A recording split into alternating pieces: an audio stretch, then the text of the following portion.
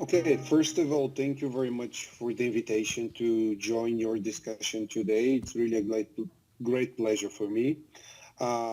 Just a few words about myself. I joined the Invest Bulgarian Agency roughly 8 months ago. The Invest Bulgarian Agency is part of the Ministry of Innovation and Growth. So I'm reporting directly to the minister, and our job at the agency is to support businesses looking to establish themselves in Bulgaria, but at the same time, we work very closely with other ministries that are looking to implement different projects in the country so that we can bring over to Bulgaria certain investors. I'm coming from the private sector, so more than 15 years experience in the private sector, mainly aviation, but also a significant part of my background is in renewable energy as well. So today, I would like just to give you briefly information about our agency in very short. We are one-stop shop for investors, so working from the very beginning of the analysis of the local market to actually supporting the investors through the whole cycle of development and establishment of their operations in the country.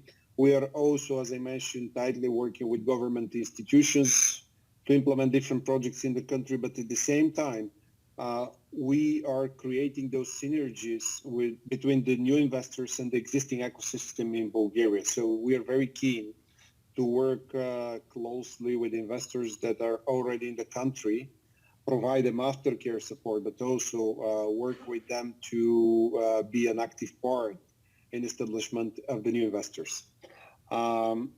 We design, of course, a certain tailor-made solution to investors, giving access to the incentive measures of Bulgaria. So we are the agency that is responsible actually to implement the Investment Promotion Act of Bulgaria, which is actually supporting the investors with different incentives. Again, we are a long-term partner. We add value actually to what investors are intending to do in the country. So we are not just a consultancy part in this process, but we really work very closely with the investors to find the best solutions for them.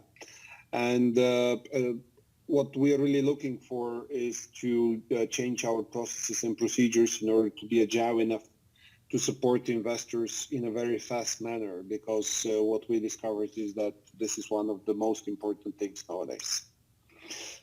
Some facts about Bulgaria before I move to the main topic of discussion today.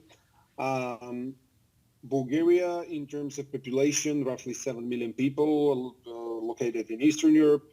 And we are part of the NATO since 2004 and European Union since 2007. Bulgarian industrial production has been one of the fastest growing in the European Union this year. This is due to the fact that industrial production in Bulgaria in a bigger scale started relatively late from our counterparts in Central Europe. And now we see a lot of companies looking to our market, not only because the strategic location of Bulgaria, but also due to the fact that we provide one of the most competitive operational costs in the European Union. And as part of the European Union, companies from the States and also from Asia, they actually have access to more than 1.3 billion customers in the European Union. This is the reason why the Bulgarian economy this year has been growing with more than 4%, although we are surrounded by a variety of crises around us, including the geopolitical crisis with the war in Ukraine.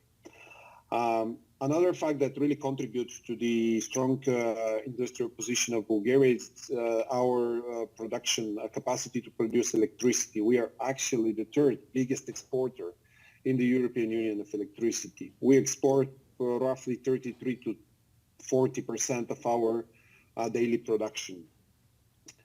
And some interesting facts about the country. More than 50% of our population speaks more than one foreign language. This is why actually we have a variety of companies establish themselves here, not only for production, but also for services. We have US companies, European companies establishing their service centers for their operations, even in Asia or Africa, in Bulgaria. And now on the main topic of our discussion today, the energy sector. and decarbonization strategy of our country. I would just like to make a note that I'm not an energy expert. I'm financed by training, and my main focus has always been investments and business development. But here I represent some of the projects we've been working on in the last few years and the strategy of our country for decarbonization. After COVID, the European Union released the so-called Recovery and Resilience Plan to support the EU countries to recover back from COVID. As a member of the European Union, we have under our disposal roughly 6.2 billion euros, which are dedicated to 4 key initiatives of our government. And one of the main initiatives is called Green Bulgaria, which actually we use roughly 42% of this amount for different strategies for decarbonization. Those strategies are relevant to several key sectors, which I will show on the next slide. But one of the major aspect is, of course, to keep our leading position in the region in terms of energy exporter, to diversify our energy mix. Currently, with about roughly 30%, we have renewables.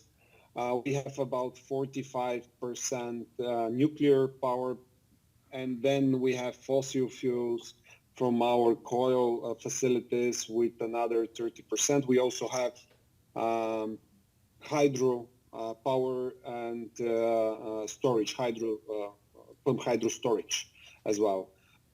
So securing that leading position is of key importance for our government.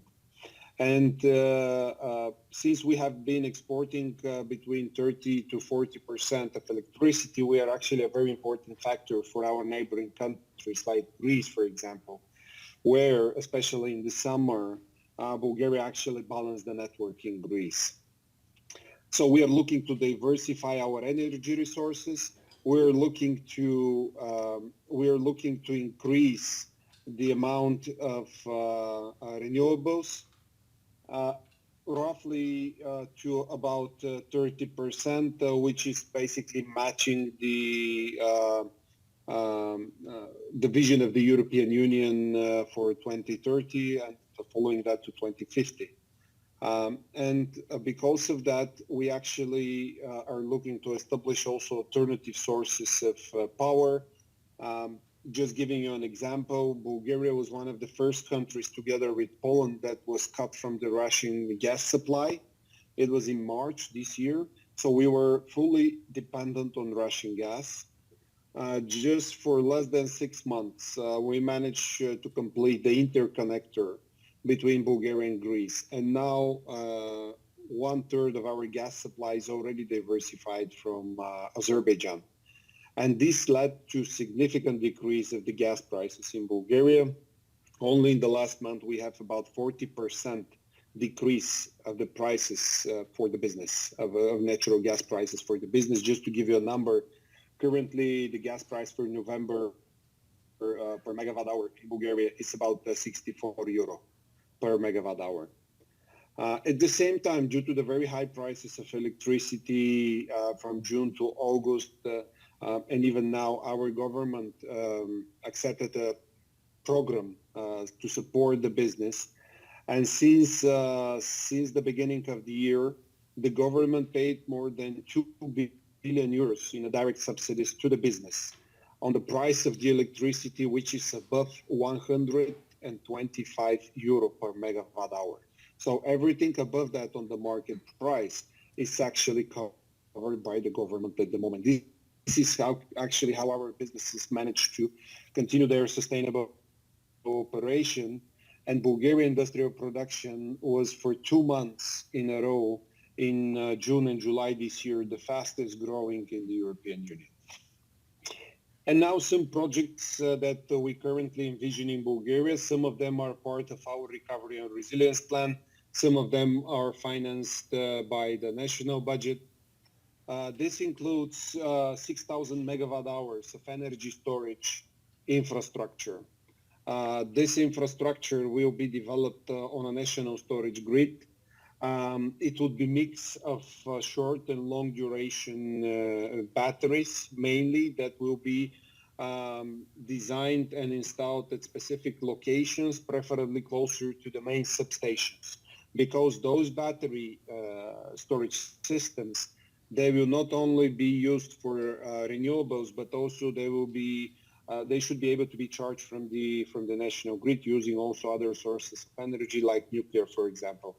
Because we need to balance the production, we need to shave the specific production, especially during the day when the consumption is not that high. So this storage will be used for a variety of purposes. And here we are looking mainly for battery-based solutions, but we might not be limited only for batteries. The question is here that for this type of energy storage, we would like to have a solution, a sustainable solution that will be implemented by end of 2026. So the deadline for the final, let's say, payments from our side are June 2026, and everything has to be completed by end of 2026. So we're a little bit late here in this project because it's a huge demand that needs to be supplied. But when we're talking to appropriate suppliers here, there will be several requirements as well. And one of them would be to have a sustainable local presence in the country, because this would be the biggest, as far the biggest energy storage system under single operator in the world. So it's a very ambitious plan in a very short time to execute that. So we will require, as a government, to have a sustainable local support for this type of project, but also local development and know-how. And we are already working with several suppliers of energy storage systems and batteries, not only for this project, but to look in Bulgaria as a preferable location to establish their production for the European Union. We really believe that we can become a leader in the European Union for energy storage systems. We have all the equipment needed for those systems except the batteries produced in the country at the moment, and very high expertise in high voltage equipment. So we believe that if there are sustainable companies that can produce locally batteries from different types, it's not only lithium-ion, it might be flow batteries, zinc batteries, iron batteries, we can actually target the European Union market. And this amount is just a fraction of what would be the amount that the European Union, and not only European Union, but in general, we need to spend in order to ensure the green transition. So huge amounts of energy storage equipment will be required. So Bulgaria, it's a great place to start with production, but also we have the market for it. Another project on the pipeline that we see, and this is actually a cluster of several private projects, we see a new 1.4 gigawatts of new renewables, mainly solar, but now we have been in discussions with different companies also for wind projects, bigger wind projects. And here, up to this amount of 1.4 gigawatts, the government will be able to provide a subsidy and cover 30% of the cost of the storage for such amount. So storage would also be available here, and government will provide a subsidy of about 30%. We have also accepted a national plan for upgrade on the national grid. Obviously, adding new renewables on the grid, adding energy storage will not be sufficient and sustainable if we don't upgrade the grid. So within the next 8 years, there is a program of our national system operator of the grid. The program is about 1 billion euros to expand the capacity on the grid and ensure that new renewable energy sources will be developed, connected in a sustainable way. This project also for the upgrade of the grid includes also digital transformation of the grid and a management system, which actually will allow for real-time monitoring and operation of the system in order to have a faster response and real-time information on the capacity and on the operational parameters of the grid. And last but not least, from that series of projects, we are planning to develop and to further explore actually our geothermal capacities in Bulgaria. Actually, this is one of the sources that it's very much underdeveloped, let's say, in Bulgaria, although we are very well known with our geothermal resources. But there were no sustainable evaluations that has been done on what is actually available, what kind of temperature we have, what is the capacity. So here the government has a plan of doing a national research and mapping the geothermal areas. And we're planning to do 2 drillings at the most promising locations so that possibly if we have water above, let's say, 250 degrees Celsius, 300 degrees Celsius, we might be able to produce electricity, like now it's done in certain areas in the US and also in Iceland. But at the worst case scenario, we will be able to replace some of our district heating systems using the geothermal resources. And this has been already done in a smaller scale projects like, for example, schools and universities, looking into broader application. Another project that we have concerns carbon neutral industrial zone. This project has been number one in Eastern Europe. It's industrial zones in southern Bulgaria, where we reached more than 3 billion euro in investment. Yes, okay. So I just started when it stopped. I was just talking about the carbon neutral industrial zones that now we are developing. I just mentioned that this is actually a cluster of 5 industrial zones with more than 3 billion euros of investments that's been already facilitated within these zones. We have more than 180 companies. We just recently developed 60 megawatt. This one actually it's about 70 already megawatts of solar power.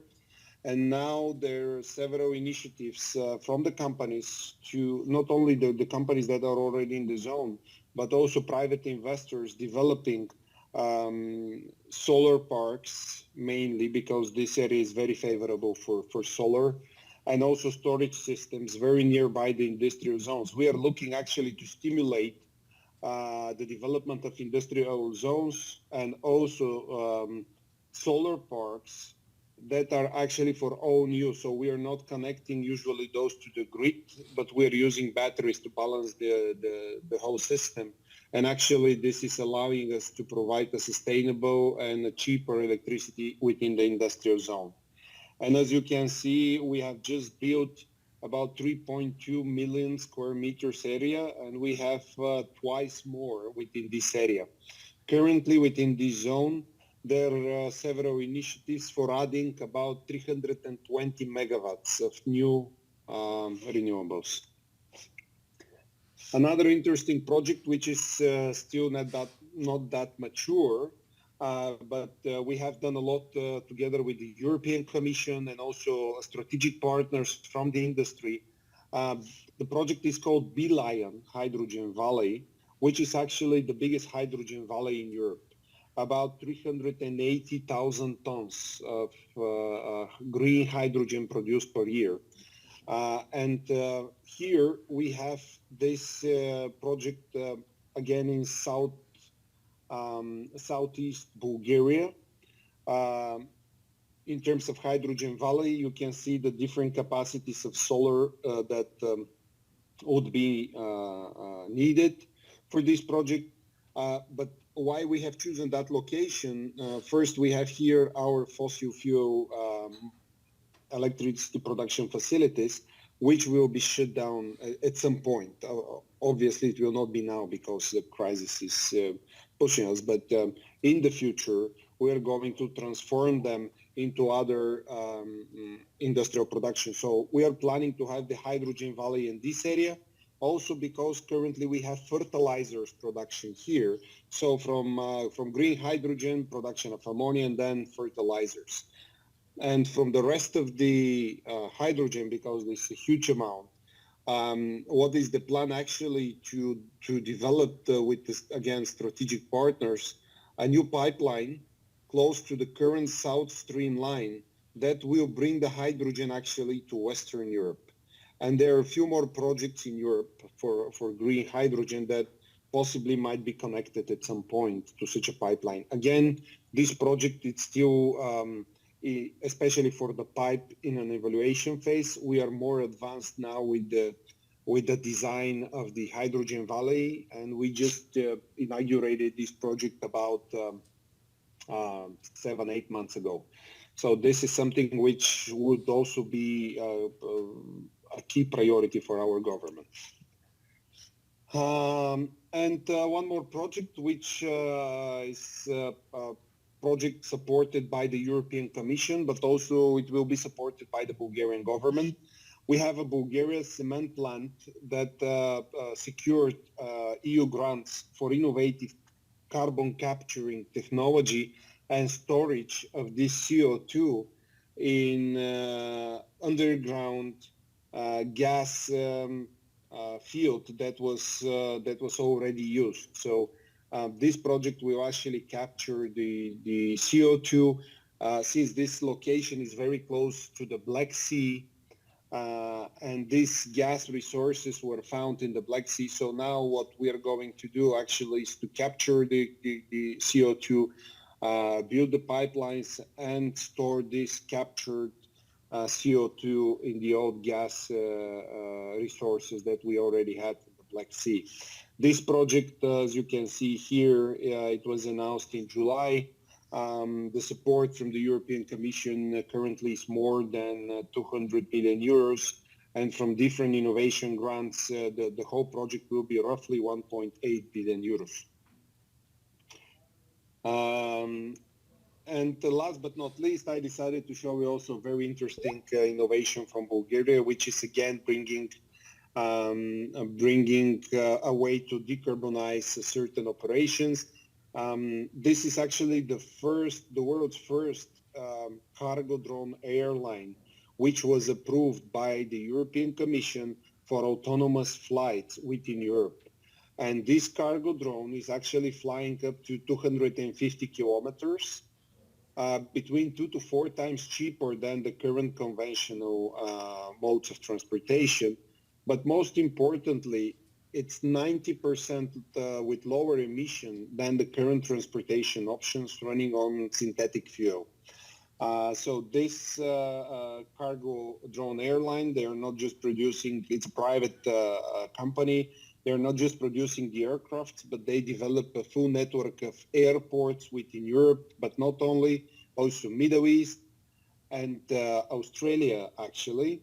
And they are using their own traffic control solution, which was approved by EASA in Europe. So first flights of this Cargo Drone Airline will start between Italy and Malta within the next year. And how this everything, how all those innovative projects actually are happening with the huge support of our government as well. We inaugurated an institute for artificial intelligence, computer science, and technology, which was created this year.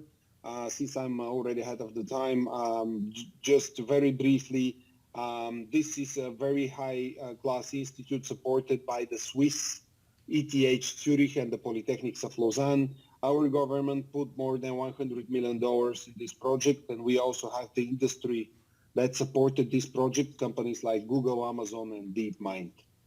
There are a variety of incentives that our government can provide to investors that are looking to be part of our economy and establish themselves here.